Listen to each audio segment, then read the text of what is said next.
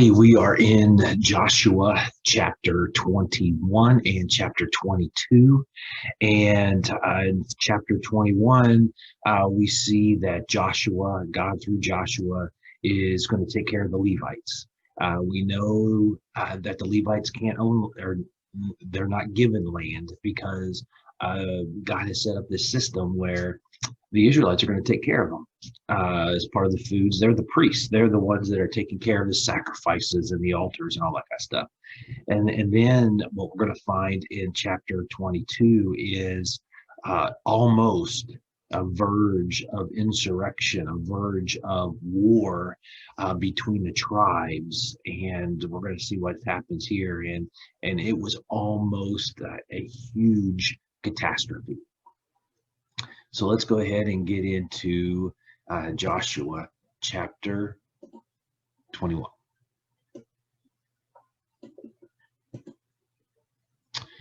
The leaders of the Levite families went to Eleazar the priest, Joshua son of Nun, and to the heads of the family of all the tribes of Israel. There at Shiloh in the land of Canaan, they said to them, "The Lord commanded through Moses that we were to be given cities to live in, as well as pasture land around them for our livestock." So in accordance with the Lord's command, the people of Israel gave the Levites certain cities and pasture lands out of their own territories. The families of the Levite clan of Kohath were the first to be assigned cities. The families who were descended from Aaron the priest were assigned 13 cities from the territories of Judah, Simeon, and Benjamin. The rest of the clan of Kohath was assigned 10 cities from the territories of Ephraim, Dan, and West Manasseh. The clan of Gershon was assigned 13 cities from the territories of Issachar, Asher, Naphtali, and East Manasseh. The families of the clan of Merari were assigned 12 cities from the territories of Reuben, Gad, and Zebulun. By drawing lots, the people of Israel assigned these cities and their pasture lands to the Levites, as the Lord commanded through Moses. These are the names of the cities from the territories of Judah and Simeon, which were given the descendants of Aaron, who were of the clan of Kohath, which was descended from Levi. Their assignment was the first to be made.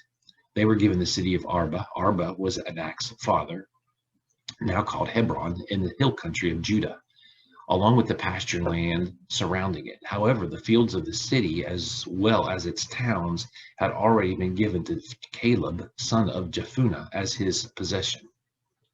In addition to Hebron, one of the cities of refuge, the following cities were assigned to the descendants of Aaron the priest: Libnah, Jatir, Eshtemoa, Holon, Debir, Ain, Judah, and Beth Shemesh, with their pasture lands, 9 cities from the tribes of Judah and Simeon.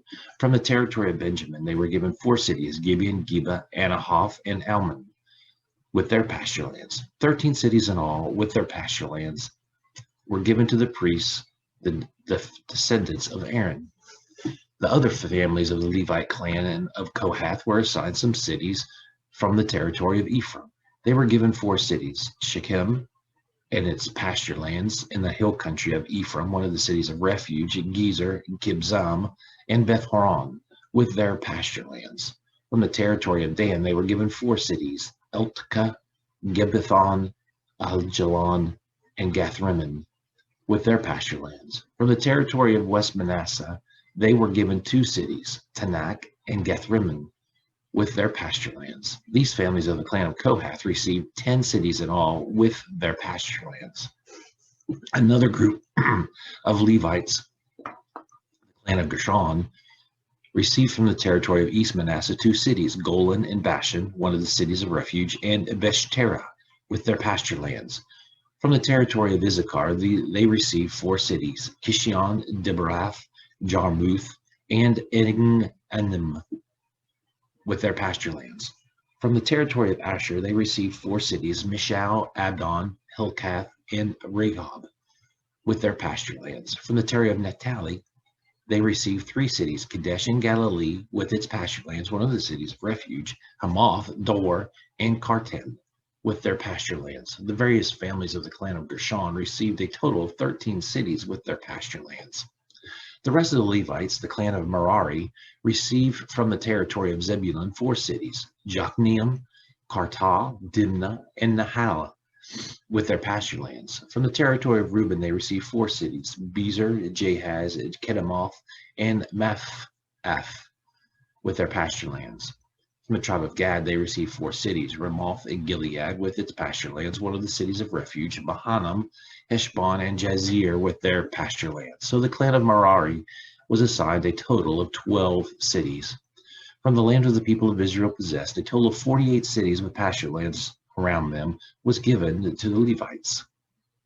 So the Lord gave to Israel all the land that he had solemnly promised their ancestors he would give them. When they had taken possession of it, they settled down there, and the Lord gave them peace throughout the land, just as he had promised their ancestors. Not one of all the enemies had been able to stand against them, because the Lord gave the Israelites the victory over their enemies. The Lord kept every one of the promises that he had made to the people of Israel. Then Joshua called together the people of the tribes of Reuben, Gad, and East Manasseh. He said to them, "You have done everything that Moses, the servant's Lord, ordered you to do, and you have obeyed all my commands. All this time you have never once deserted the other Israelites. You have been careful to obey the commands of the Lord your God. Now, as he promised, the Lord your God has given the other Israelites peace. So go back home to the land which you claimed for your own, the land on the east side of the Jordan that Moses and the Lord's servant gave you.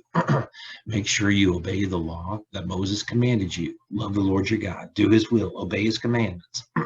Be faithful to him and serve him with all your heart and soul." Joshua sent them home with his blessing with these words: "You are going back home very rich, with a lot of livestock, silver, gold, bronze, iron, many clothes. Share with your fellow tribesmen what you took from your enemies." Then they left for home. Moses had given land east of the Jordan to one half of the tribe of Manasseh, but the other half Joshua had given land west of the Jordan, along with the other tribes. So the people of the tribes of Reuben, Gad, and East Manasseh went back home. They left the rest of the people of Israel at Shiloh in the land of Canaan and started out for their own land, the land of Gilead, which they had taken as the Lord had commanded them through Moses. When the tribes of Reuben, Gad, and East Manasseh arrived at Gilaloth, still on the west side of the Jordan, they built a large, impressive altar there by the river. The rest of the people of Israel were told, "Listen, the people of the tribes of Reuben, Gad, and East Manasseh have built an altar at Gilaloth on our side of the Jordan." When the people of Israel heard this, the whole community came together at Shiloh to go to war against the eastern tribes. Then the people of Israel sent Phinehas, the son of Eleazar the priest, to the people of the tribes of Reuben, Gad, and East Manasseh in the land of Gilead. 10 leading men went with Phinehas, one of each from the western tribes, and each one of the head of a family among the clans. They came to the land of Gilead, to the people of Reuben, Gad, and East Manasseh, and speaking for the whole community of the Lord, they said to them, "Why have you done this evil thing against the God of Israel? You have rebelled against the Lord by building this altar for yourselves. You are no longer following him. Remember our sin at Peor, when the Lord punished his own people with an epidemic? We are still suffering because of that. Wasn't that sin enough? Are you going to refuse to follow him now? If you rebel against the Lord today, he will be angry with everyone in Israel tomorrow. Now then, if your land is not fit to worship in, come over into the Lord's land, where his tent is. Claim some land among us, but don't rebel against the Lord or make rebels out of us by building an altar in addition to the altar of the Lord our God.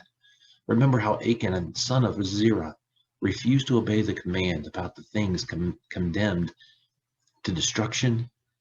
The whole community of Israel was punished for that. Achan was not the only one who died because of his sin."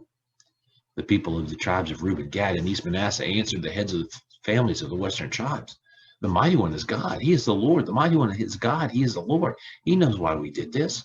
And we want you to know too. If we rebelled and did not keep faith with the Lord, do not let us live any longer. If we disobey the Lord and build our own altar to burn sacrifices on or to use for grain offerings or fellowship offerings, let the Lord himself punish us. No, we did not do it. We did it because we were afraid that in the future your descendants would say to ours, 'What do you have to do with the Lord, the God of Israel? He made the Jordan a boundary between us and you people of Reuben and Gad. You have nothing to do with the Lord.' Then your descendants might make our descendants stop worshiping the Lord.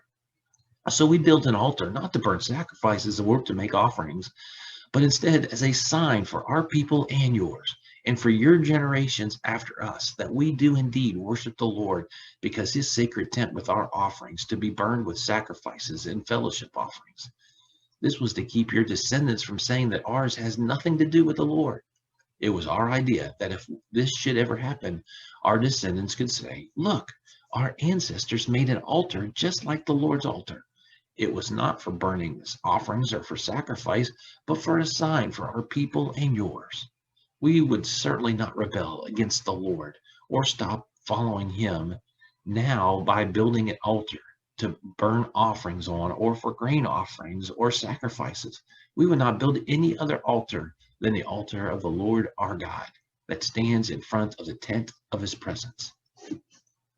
Phinehas, the priest, and the 10 leading men of the community who were with him, the heads of the families of the western tribes, heard what the tribes of Reuben, Gad, and East Manasseh had to say, and they were satisfied. Phinehas, the son of Eleazar, the priest, said to them, now we know that the Lord is with us. You have not rebelled against him, so you have saved the people of Israel from the Lord's punishment. Then Phinehas and the leaders left the people of Reuben and Gad and the land of Gilead and went back to Canaan, to the people of Israel, and reported to them. The Israelites were satisfied and praised God. They no longer talked about going to war to devastate the land where the people of Reuben and Gad had settled. And the people of Reuben and Gad said, this altar is a witness to all of us that the Lord is God. And so they named it Witness. So there's a couple of things to mention. First of all, the Levites, remember, they were not given any land, but what we're going to find is there's no rule saying that they can't own land, and we're going to find in the New Testament where some of the Levites were owning land. They became wealthy because of what they did and the role that they served. Now, here's what's happening in the next chapter, in chapter 22. Here's a sample of maybe what the altar might have looked like in that area. This is from that area. But if you remember in Deuteronomy chapter 13, it says, don't make any altars, don't make any idols, don't worship any other gods. And in fact, anytime they built an altar, it was because God had directed somebody to build an altar. And so the tribes of Reuben, Gad, and Manasseh did this on their own. They didn't get a revelation from God, but as Phinehas talks to them, they explain why they did it. There's a huge issue of miscommunication here, and the other tribes were about to completely destroy, to annihilate them because of a misunderstanding, a perceived thing that was taking place that really wasn't taking place. Reuben and Gad and Manasseh all had good intentions, and once they talked it out, they realized that was the case. And so maybe for us, a lesson is don't jump to conclusions. Investigate, find out the source, find out what's really going on, what is really the motive behind what has taken place, because it could save a lot of heartache. Have a great day.